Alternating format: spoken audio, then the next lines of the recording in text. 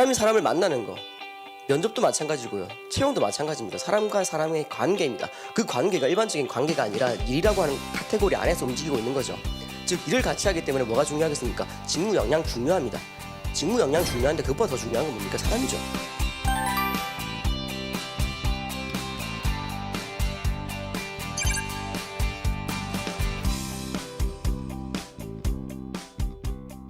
어떻게 해야지 내 이야기 스토리가 강화가 돼서 그 사람들이 나를 뽑고 싶게 만들까에 대한 고민을 많이 할 수 있는데, 그것들 당연히 고민하셔야겠지만 그것들 이전 단계인 여러분들이 어떠한 가치관의 차별성을 가지고 있는가, 가치관이 확고하게 갖추고 있는 건가, 이거에 대한 것들도 고민을 놓치지 않았으면 좋겠습니다.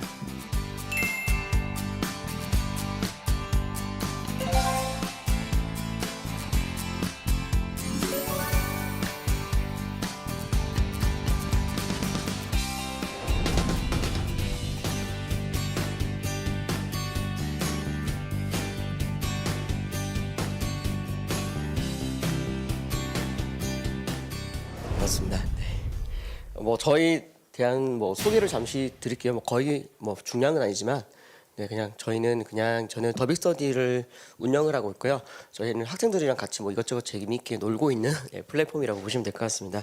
면접. 그러니까 여러분들, 저는 말씀드리고 싶은 건 그거예요. 그러니까 기업들은 채용에 있어서 되게 고민을 많이 한단 말이에요. 이 친구를 그냥 대충 뽑는 게 아니라 우리가 생각하는 좋은 인재란 어떤 인재이고, 그런 인재를 뽑기 위한 어떠한 과정을 거쳐야지 진짜 우리가 생각하는 인재를 뽑을 수 있을까에 대한 고민을 되게 많이 해요. 그리고 그 결과물로 여러분들이 내시는 이력서, 자소서, 인적성, 면접, 1차, 2차 면접의 과정이 있는데, 제가 학생들을 만나서 보면은 학생들이 고민을 안 해요.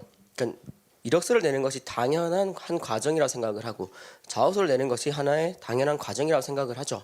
그냥 거쳐야 되는 거 되게 귀찮고 힘든 과정이라고 생각하는데, 여러분들 취업 프로세스, 채용 프로세스에 대해 고민을 좀 많이 해봤으면 좋겠어요. 왜 이것들을 나한테 물어볼까?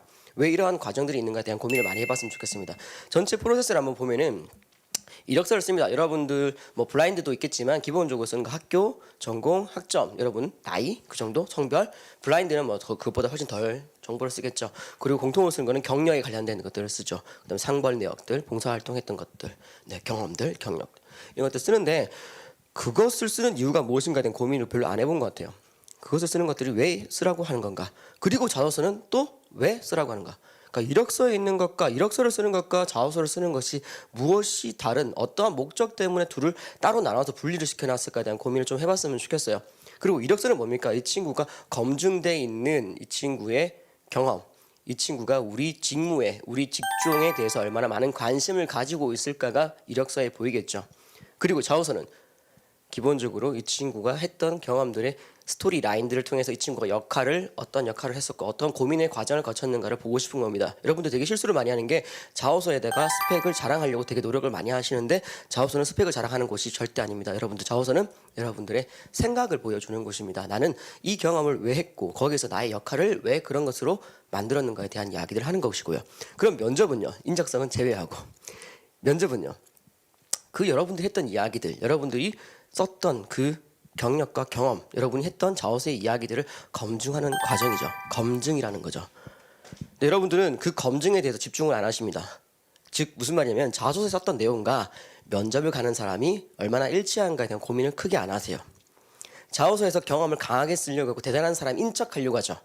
그죠? 무슨 사건이 있었는데, 내가 어디에서 일을 했는데 무슨 일이 벌어졌고, 그것 때문에 나의 전임자 혹은 나의 상사는 바보 같은 일을 하다가 내가 등장하니까 갑자기 일이 잘 되는 걸로, 말도 안 되는 이야기를 썼다가 또 그 사람이 실제로 봤는데, 우리가 면접관들은 여러분들 나이가 많고 경험이 많습니다. 여러분 얼굴 표정을 보면 대충 알 수 있거든요. 근데 여러분들 와가지고 마치 대단한 사람인 것처럼, 인턴 때 대단한 활약을 한 것처럼 또 이야기한단 말이에요.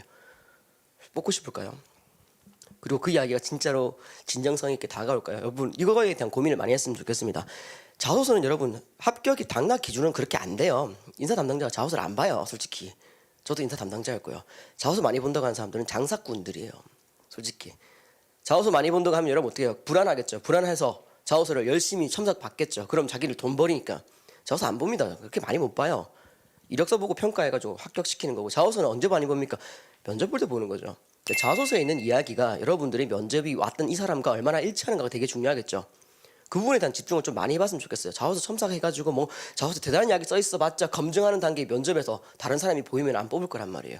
자소서 대단한 거 쓰지 마세요. 그냥 질문에 대한 답만 쓰시면 되고요. 면접에서는 그 질문에 대한 것들 디테일하게 검증을 받는다는 생각으로 좀 접근했으면 좋겠습니다. 자소서 너무 잘 쓰게 되면은 면접에서 너무 힘들어질 거예요. 사람이 사람을 만나는 거, 면접도 마찬가지고요. 채용도 마찬가지입니다. 사람과 사람의 관계입니다. 그 관계가 일반적인 관계가 아니라 일이라고 하는 카테고리 안에서 움직이고 있는 거죠. 즉 일을 같이 하기 때문에 뭐가 중요하겠습니까? 직무 역량 중요합니다. 직무 역량 중요한데 그것보다 더 중요한 건 뭡니까? 사람이죠. 약속을 안 지키는데 뒤통수 칠 것 같은데 같이 일을 할 수 있겠습니까? 여러분들 근데 저도 보면은 직무 역량에 너무 쏠려 있어요. 혹시 이공계 있습니까? 네, 이공계에서 별로 안 오죠. 애들이 게을러서 아니죠. 이공계생들은 취업이 쉽죠. 우리나라 산업 구조를 보면은 구조 자체가 이공계 중심으로 되어 있지 않습니까? 그죠? 제조 산업 자체가 기계, 중화, 공업으로. 문과생들 우리나라 1위부터 쭉 보면은 문과 중심의 채용을 하는 기업은 롯데, 신세계, 네, 그죠? CJ, 그죠? 여러분 왜 그렇게 CJ를 좋아하는지 모르겠어요. 아무튼 네. 이공계는 역량이 되게 중요합니다. 예, 관계보다는 역량, 연구를 한다거나 설비 공정을 관리하기 때문에 역량이 되게 중요한데 문과생은 제가 보기에는 그렇게 역량이 중요한 것 같지 않습니다. 역량도 중요하지만 기본적인 자질이 더 중요한 거죠. 예, 그 자질 안에는 아주 중요한 요소가 뭐겠습니까? 이 친구의 사람 됨됨이가 더 있을 수 있다는 겁니다. 그래서 여러분들 면접을 간다고 하면은 여러분들 크게 두 가지 질문이라고 보시면 됩니다. 당신은 누굽니까? 그러니까 너는 너의 가치관과 너의 자질, 너의 생각에 대해서 어느 정도 기준점을 가지고 있는가? 그 사람이 좋은 인재이기 때문에요. 거기에 대한 질문에 대한 답이고요. 그 다음은 우리가 당신을 왜 뽑아야 합니까? 이겁니다. 그러니까 차별성, 본인이 가지고 있는 역량에 대해서 잘 알고 있는가? 그리고 문과라면은 앞부분이 더 중요하다고 보시면 될 것 같고요. 이공계라면 뒷부분이 좀 더 강화가 된다고 생각을 하시면 되겠습니다. 너무 대단한 경험을 갖추고 있는 사람, 너무 대단한 사람을 뽑으려고 하는 것이 아니라 같이 일하기에 괜찮은 사람을 뽑으려고 한다는 거, 거기에 좀 집중을 했으면 좋겠습니다. 대단한 사람인 척, 자소서도 그렇고요. 면접도 대단한 사람인 척 하시는 것이 아니라 내가 누구인지, 내가 어떠한 가치관을 가지고 있으며 남들과 차별적으로 어떠한 역량을 갖추고 있는지를 조금 많이 분석을 해보고 돌아봤으면 좋겠습니다. 지금 되게 급한 마음이 들 수 있습니다. 아, 내가 지금 면접을 코앞에 두고 있기 때문에 네, 되게 급해가지고 어떻게 해야지 내 이야기 스토리가 강화가 돼서 그 사람들이 나를 뽑고 싶게 만들까에 대한 고민을 많이 할 수 있는데 그것들 당연히 고민하셔야겠지만 그것들 이전 단계인 여러분들이 어떤 가치관의 차별성을 가지고 있는가, 가치관이 확고하게 갖추고 있는 건가, 이거에 대한 것들도 고민을 놓치지 않았으면 좋겠습니다.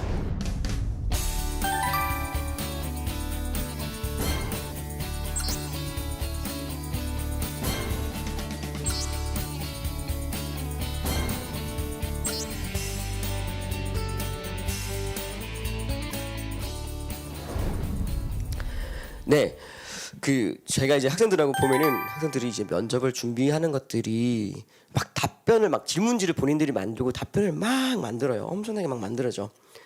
자, 실패의 아주 중요한 포인트인 것 같습니다. 답변은 절대 만들지 않았으면 좋겠어요.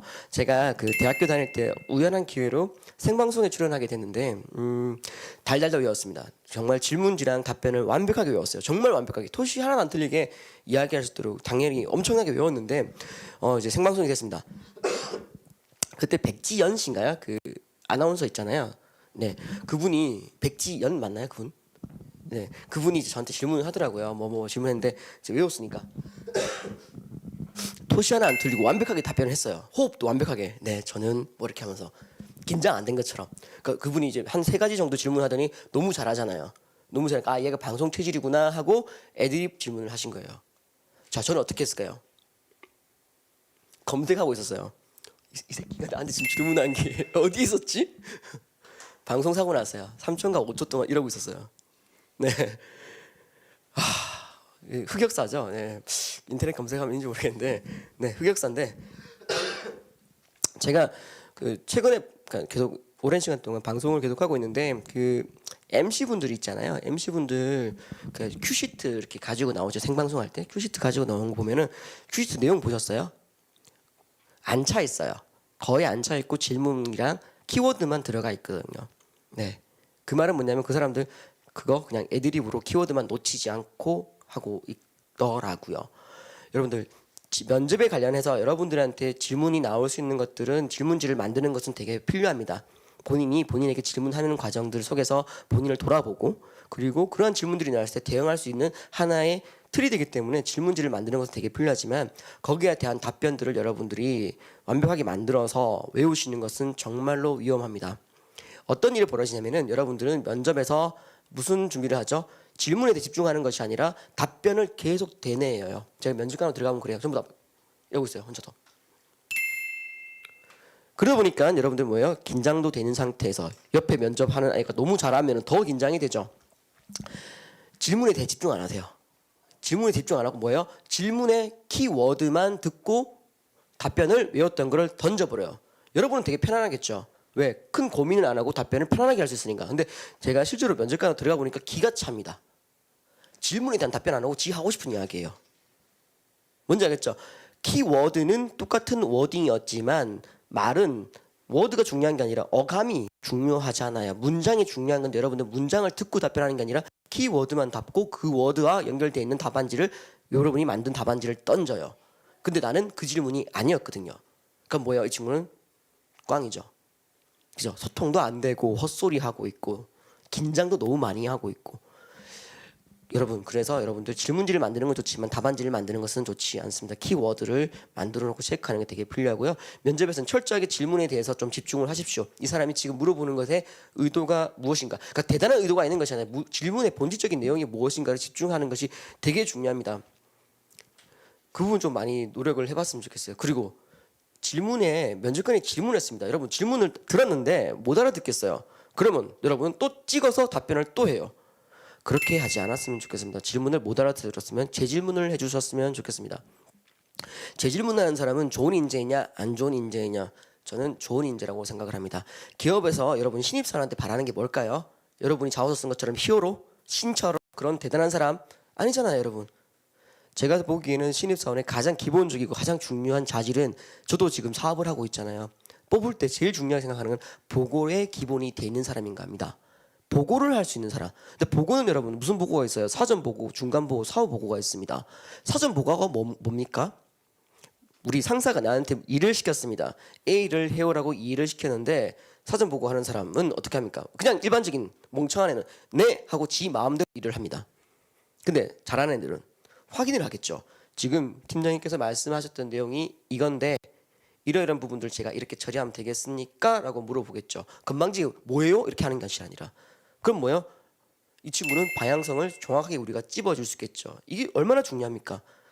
대충해서 처리해서 했을 때 발생할 수 있는 사고, 대충했을 때 발생할 수 있는 시간적인 소모, 그것들을 줄일 수 있는 거죠. 사전 보고하는 친구들 되게 중요하겠죠. 중간 보고는 지금 제가 어떠한 것들을 처리하고 있고 앞으로 어느 정도 시간이 필요하면 그 과정 속에서 규정과 전임자가 했던 것들이 이런 것들이 있었고 우리가 포커싱해서 만나야 되는 업체와 우리와 협력해야 되는 어디 누가 있다는 것들을 보고해 주는 것들, 기간에 대한 이야기들이 들어갈 거고요. 구체적으로.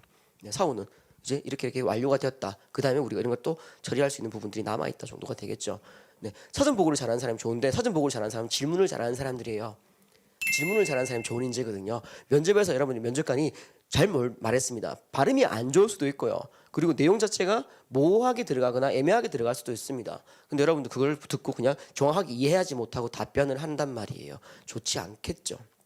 질문하세요. 질문하세요. 건방지게 뭐라고요? 다시 한번 말해주세요. 이게 아니라 맞잖아요. 제가 이렇게 이해를 했는데 확인하는 거죠. 그러니까 잘못 들었는데 다시 한번 겸손하게 잘못 들었는데 다시 한번 제가 주눅질을 졌는데 이렇게 하는 것이 아니라 제가 이렇게 이해를 했는데 그렇게 말씀하신 것들이 혹시 맞습니까? 라고 물어보는 건 좋은 사람이란 말이에요. 질문하세요.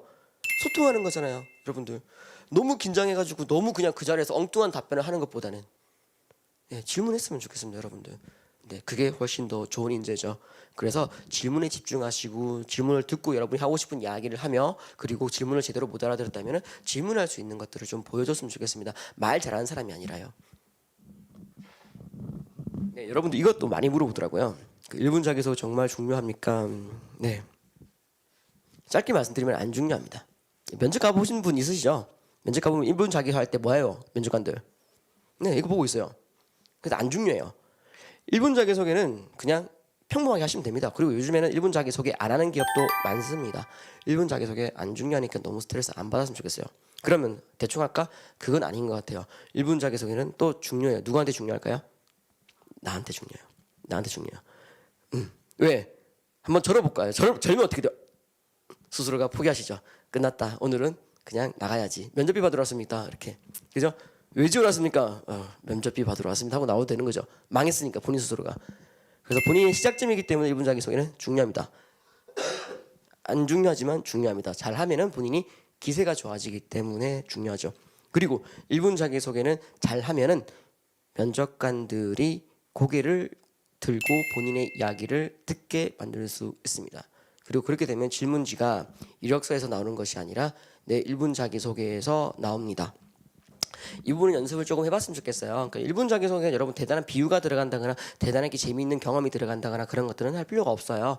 그냥 내가 누구인지를 이야기하고 그 사람이 매력적으로 느껴지면 되는 것 같습니다. 뭐 제가 옛날에 막 학생들 1분 자기소개 뭐 나는 어미새다.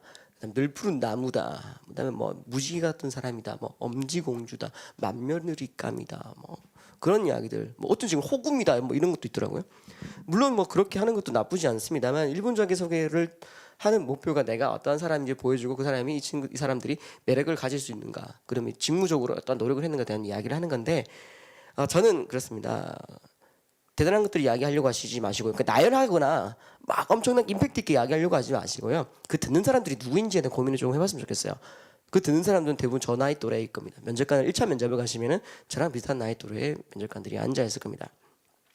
그 사람들이 관심사. 그러니까 저는 이제 30대 중후반인데 이 사람들이 관심사, 이 사람들이 살아왔던 대학교 시절, 학창 시절의 이야기들이 어떤 부분이 있을까? 저 같은 경우는 스타크래프트를 많이 했던 세대고요.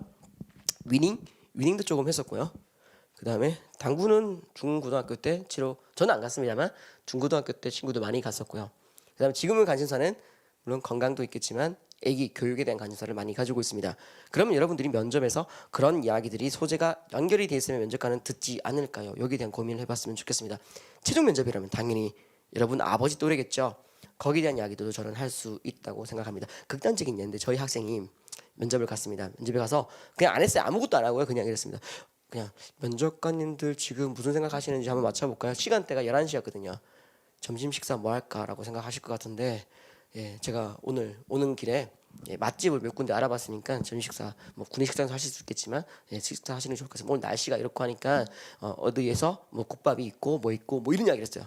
그리고 무슨 이야기냐면 제가 생각하는 영업 지원했거든요. 영업에서 가장 중요한 것은 상대방이 무엇을 원하는지 아는 것 같아. 그리고 나는 항상 내 중심으로 이야기하는 것이 아니라 상대방이 무엇이 원하는지 알고 거기에 대해서 이야기하는 사원이 되겠습니다 했어요.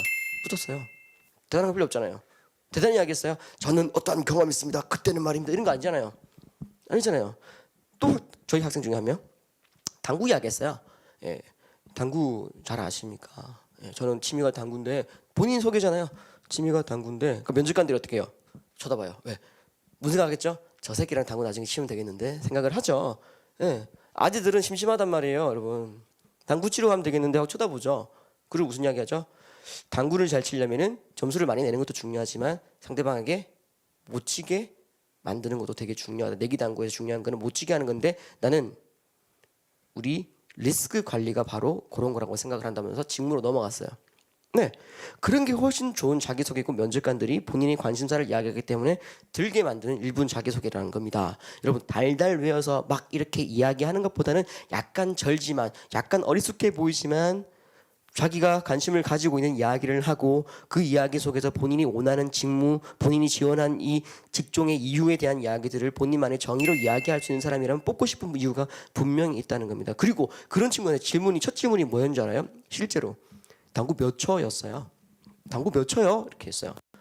높게 말하면 안 되겠죠. 150 칩니다. 나보다 못 치네요. 이러면서 이미 상상 속으로 그 말랑 치는 생각을 하죠. 네, 그렇죠? 네. 본인이 가지고 있는 거. 그러니까 회사는 여러분 리더만 원하는 게 절대 아니란 말입니다. 팔로우십이 좋은 사람도 필요하고요.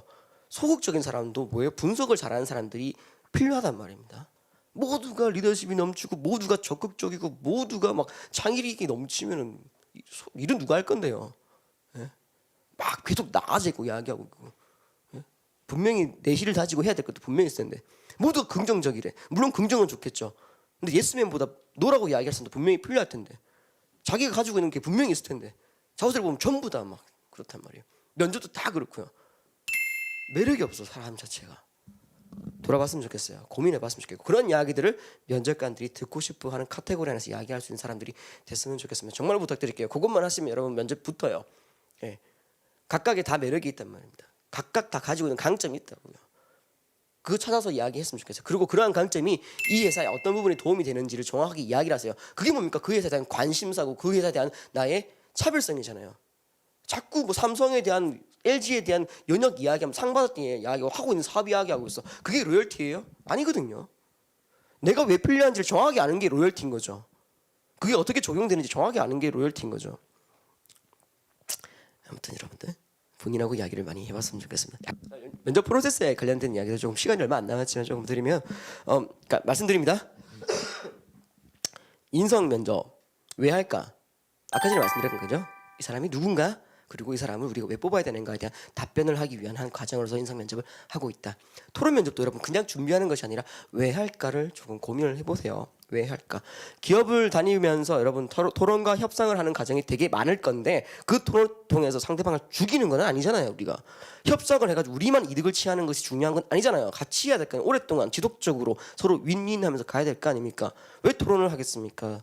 정반합 이쪽에 있는 사람의 입장과 이쪽에 있는 사람의 입장을 들어서 절충점을 찾아내거나 아니면은 한쪽에 맞는 방향을 볼 수 있는 거 대안책을 찾아내기 위해서 토론을 하는 거잖아요. 그럼 토론은 뭐겠습니까? 뭐가 중요하겠습니까? 내 의견을 말하기 전에 상대방의 의견을 경청하는 것도 중요하죠. 그래서 토론은 가만히 있다가도 붙죠. 그죠?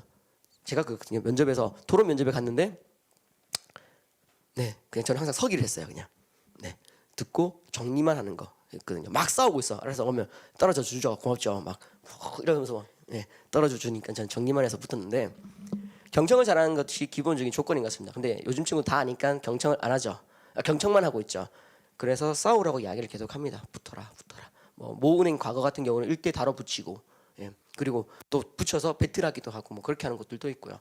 아무튼 토론은 기본적으로 경청을 하는 것인데 경청을 해서 네 정말 잘 들었습니다가 아니라 상대방의 의견에 대해서 듣고 내 근거를 이야기하면서 반박을 해주는 것이 되게 중요하죠. 경청에서 끝나는 것이 아니라 상대방의 의견에 기반으로 해서 거기에 대한 반박을 하는 것인데 여러분들 반박을 할 때 보면은 되게 외부적인 그러니까 팩트 싸움을 되게 많이 해요. 숫자가 무엇이었다.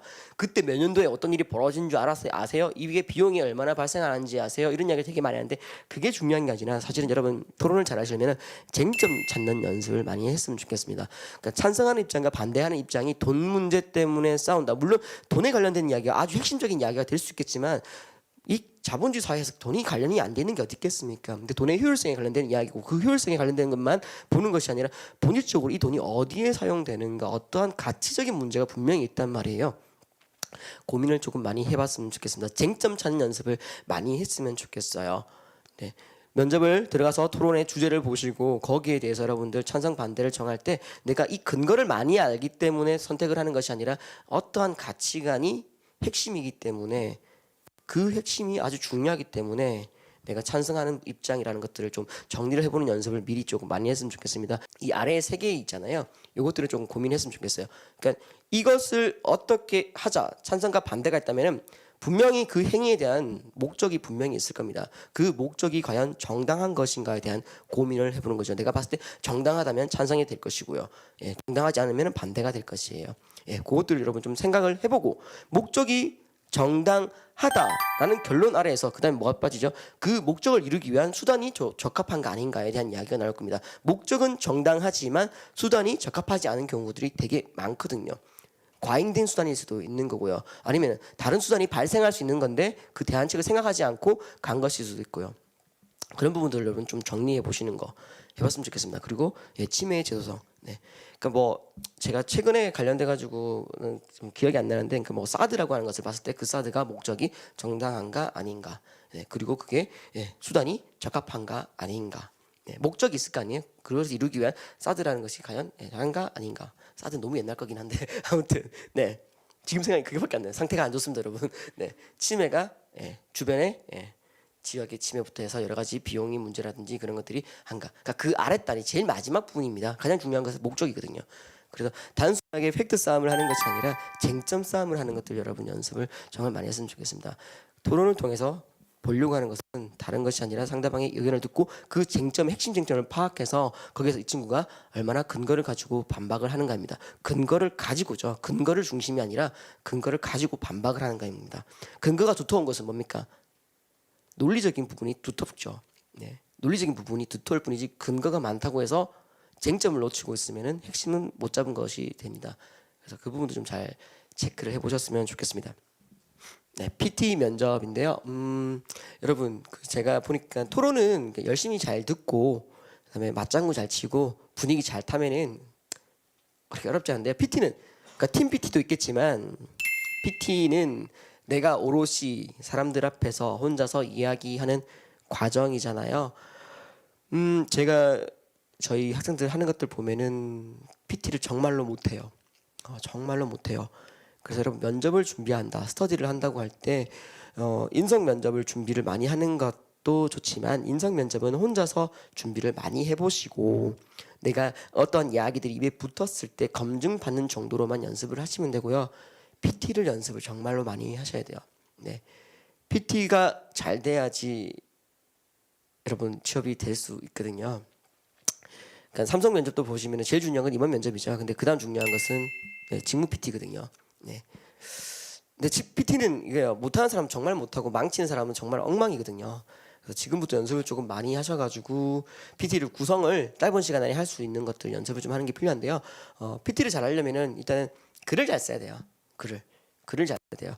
그래서 여러분들 연습하실 때 그 신문에 보면은 일면이 있는데 일면은 주장이 안 들어가 있죠. 그러니까 PT를 한다. 내가 가지고 있는 생각을 전달을 한다. 근데 전달을 한다는 것은 뭡니까? 상대방을 설득하거나 정보를 제공하기 위한 것들인데 일면에 나와 있는 것은 단순한 팩트 전달이고 정보 전달 중심에서 그 사람의 의견이 들어가 있는 것들은 신문 일면은 거의 안 들어가 있단 말이에요. 그래서 저는 사설을 분석하는 연습을 좀 많이 했으면 좋겠어요. 사설을 읽는 것도 중요하지만 읽기에서 끝나는 것이 아니라 사설을 문단을 나눴으면 좋겠습니다. 개요를 본인이 그 사설의 개요를 조금 체크를 해봤으면 좋겠습니다.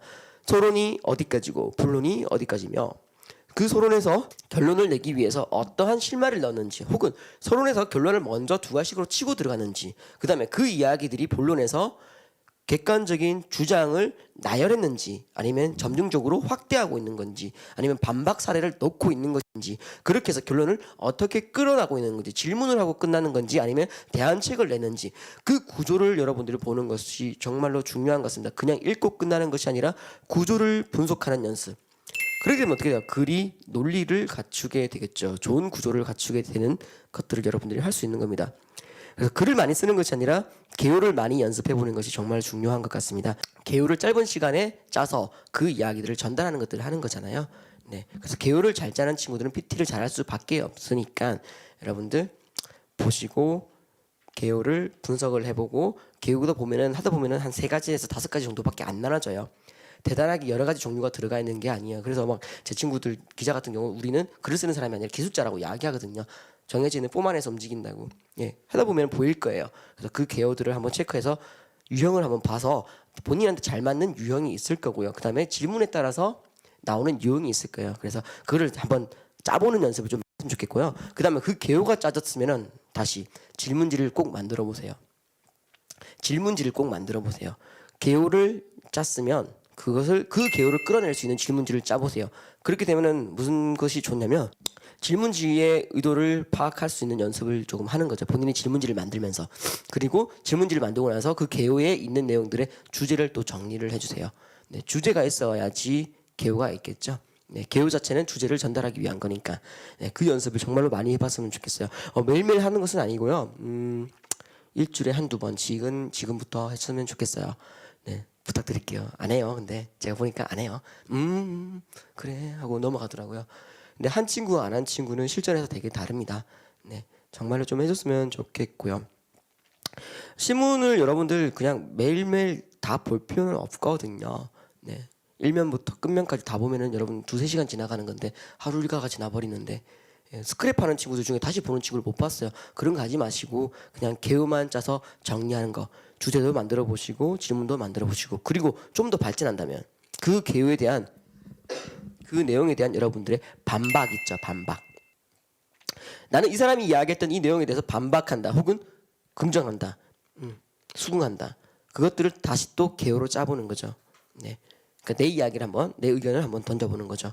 고는 연습도, 글을 다 쓰는 것이 아니라 개요를 짜보는 연습을 많이 해보는 것들이 PT를 준비하는 아주 중요한 연습이 될 수 있다는 거 조금 부탁드릴게요. 2주에 한 번씩. PT가 너무 중요해요. 오롯이 내가 가지고 있는 생각과 내가 알고 있는 정보를 전달하는 시간이기 때문에, 객관적으로 딱 보여주는 거기 때문에 여러분들이 한번 잘못하게 되면 거기에서 완전 말리게 되죠. 되게 지식이 부족하게 보이고 되게 논리력이 떨어져 보인단 말이에요. PT의 목적은 이 세 가지거든요. 논리의 일관성, 논리의 타당성, 전체의 구조거든요. 근데 여러분들 보면은 PT를 계속 타당성만 생각을 하죠. 근거가 많은 거, 정보 내용이 많은 거. 정보 내용은 논리를 채워주는 것이지 포인트는 아니면, 정보가 아무리 많다 하더라도 주제가 없고 구조가 없으면 설득이 안 된단 말입니다. 네, 그래서 개요를 짜고 주제를 전달할 수 있는 개요를 만드는 연습을 하시고, 그 개요를 채우기 위해서 정보가 들어간다고 생각을 하셨으면 좋겠습니다. 그래서 막 상식을 많이 아는 것도 중요하지만 그 상식을 어떠한 의도로 전달할 수 있는가, 어떠한 것들을 적용할 수 있는가에 대한 고민들을 조금 많이 하시고 PT를 좀 보여줬으면 좋겠어요. 그렇게 어려운 거 아니거든요. 그리고 더 잘하면은 토론에서 농담을 하면서 시작할 수 있겠죠. 네. PT 할 때 여러분들 너무 진지하게 할 필요 없거든요. 그러니까 모두 다 네, 안녕하십니까, 이번에 지원한 누구입니다. 저는 어떠어떠한 주제에 대해서 지금 발표를 하겠습니다. 먼저 서론은 뭐고, 본론은 첫째, 둘째, 셋째, 결론은 이겁니다 라고 이야기하는 것도 나쁘진 않습니다. 네. 왜? 워낙 못하니까. 여러분 진짜 못하거든요. 근데 그것도 나쁘진 않지만 편안하게 케이스를 이야기하면서 제가 얼마 전에 이러이러한 일이 있었는데, 그때 이렇게 이런 사건이 있었는데 그거를 보면서 제가 이런 생각을 했고, 오늘의 PT 주제를 그것과 연결해서 한번 말씀을 드려보겠습니다가 더 매력적이거든요. 훨씬 매력적이거든요. 네, 그거는 다음 문제. 일단은 그거 하기 전에 논리가 일관적이고 타당하고 구조가 잡혀있는 글이 될 수 있도록, 이 친구가 지금 서론을 이야기하구나, 이 친구가 지금 본론을 이야기하구나, 이 친구가 결론을 이야기하는 거가 바로 좀 느껴질 수 있도록 연습을 조금 많이 했으면 좋겠습니다. 이번 면접은 여러분들 1차 면접에서는 역량평가가 상당히 많이 들어가 있습니다. 이 친구가 가지고 있는 역량이 무엇이며, 그러한 역량이 우리 회사에 어떻게 적용이 되는지, 이 친구가 왜 우리 회사에 로열티, 우리 회사에 지원했으며 우리 회사에 앞으로 어떤 일을 하려고 하는지, 이 친구는 가치관이 무엇이고 앞으로 어떻게 살고 싶어 하는 건지, 그 삶 속에서 직업이 과연 무엇이고 우리 회사를 왜 선택했는지, 이런 이야기들이 되게 많이 들어가 있죠. 같이 일할 동료로서의 평가가 되게 강합니다. 직무 일 시켰을 때 잘할 수 있을까? 재밌게 같이 일을 할 수 있을까?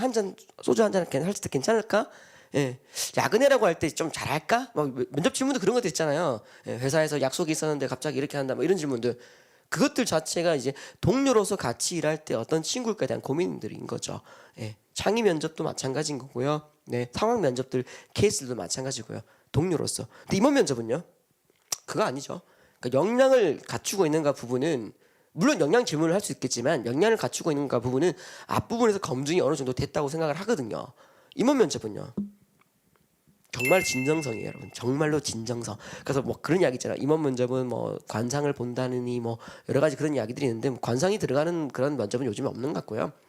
이 친구가 지금 진짜 이야기를 할 수 있는 거, 정말 철저하게 어르신들이 봤을 때 사고의 개연성이 없을까, 있을까, 이 친구가 인간적으로 이런 사람일까에 대한 것들을 그분의 경험을 통해서 하기 때문에 조금 그랬으면 좋겠습니다. 1차 면접이 좀 더 역량이 들어가서 좀 더 당당하게 한다면 2차는 자신감이 없는 게 아니라 좀 더 겸손하면서 어른들과 잘 소통이 될 것 같은 느낌으로 접근했으면 좋겠습니다. 물론 기업마다 최종 면접의 되게 비율이, 경쟁률이 되게 높은 기업들이 있긴 한데, 그런 기업들은 또 다른 전략이 좀 필요하겠습니다만, 대부분의 기업들로 봤을 때 한 2대1 정도라면은 사람으로 갔으면 좋겠고요. 1차 면접은, 그러니까 2차 면접보다 사실은 2차 면접은 제가 알기로는 그냥 패스 올 페일이고요.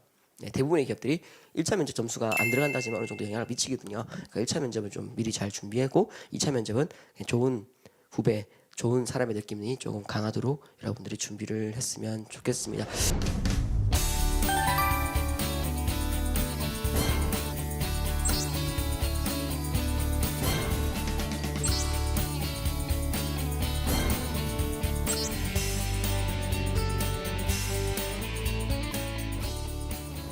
네, 감사합니다.